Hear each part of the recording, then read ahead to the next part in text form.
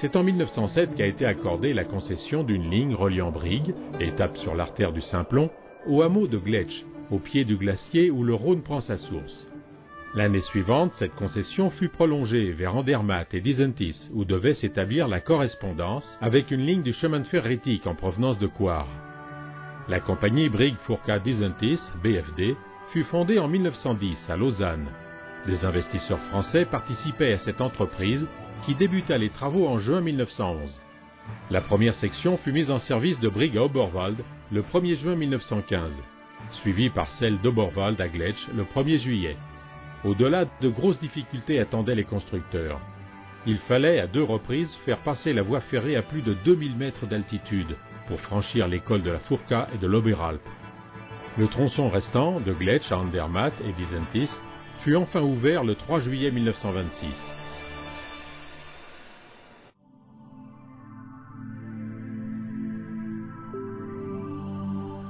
Nous commençons notre voyage en gare de Disentis-Münster.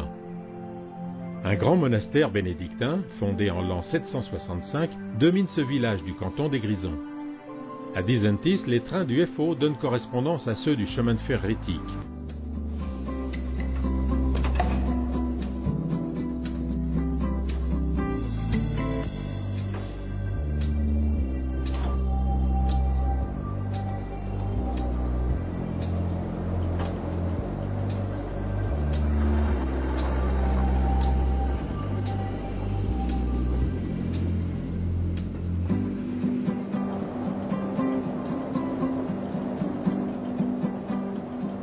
La première section de crémaillère commence dans ce tunnel, dès le départ de Disentis.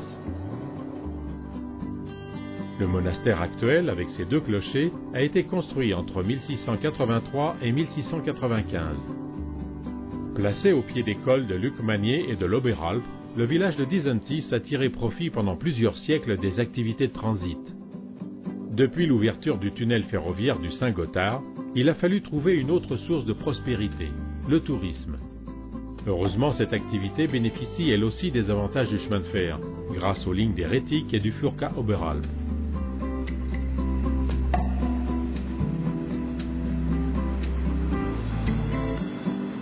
En une dizaine de kilomètres, nous nous sommes déjà élevés de plus de 300 mètres. Mais cela ne suffit pas, car il va falloir grimper jusqu'à 2033 mètres d'altitude pour franchir à l'air libre le col de l'Oberalp.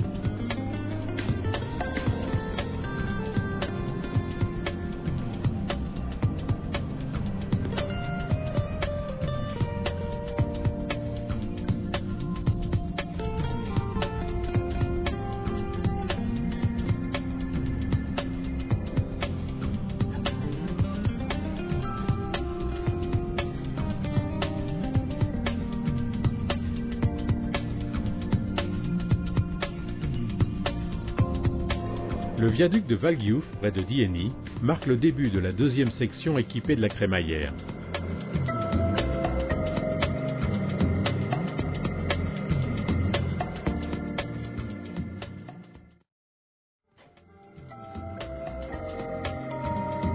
En haute montagne, l'hiver n'a pas toujours le charme des cartes postales.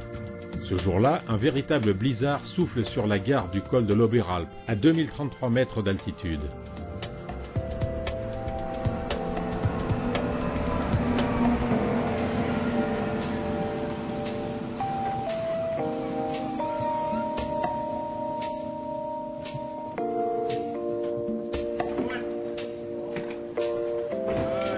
Il en faudrait plus pour décourager les mordus du ski, surtout qu'ici le départ du téléski est à côté de la gare.